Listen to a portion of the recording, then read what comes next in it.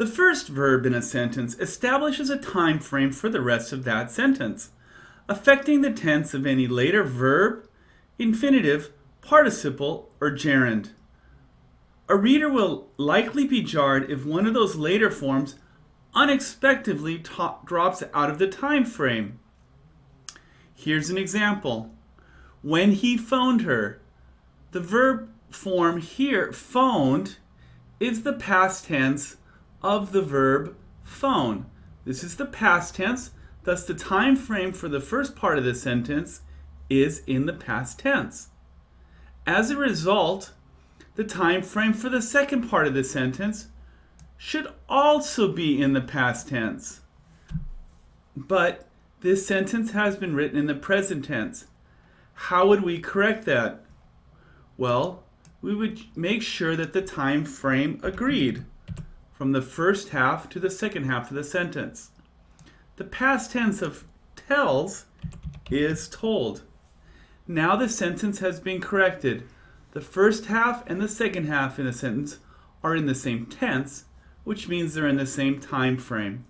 When he phoned her, she told him to leave her alone.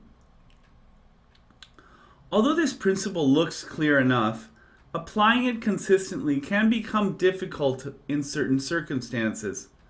The first circumstance we'll address is a past perspective on a prior time. If your main verb is in the past tense and you want to relate it to a still earlier time, the verb expressing the earlier time should be in the past perfect tense. Past perfect tense is a tense which comes before past tense. So something which happens even before an action in the past occurred. Philo discovered that he had made a mistake in giving Priscilla a pink teddy bear. So the first thing that happened was that he gave Priscilla a pink teddy bear. That occurred in the past. Also something that occurred in the past, but at a later time, is that he discovered or recognized the fact that that action was a mistake. So we're combining the past and the past perfect tense. Another example is the past perspective on a later time. If your main verb is in the past tense and you want to look forward from that time to a later one, use the auxiliary would plus the base infinitive form of the verb. He knew, which is past, that he would have some explaining to do.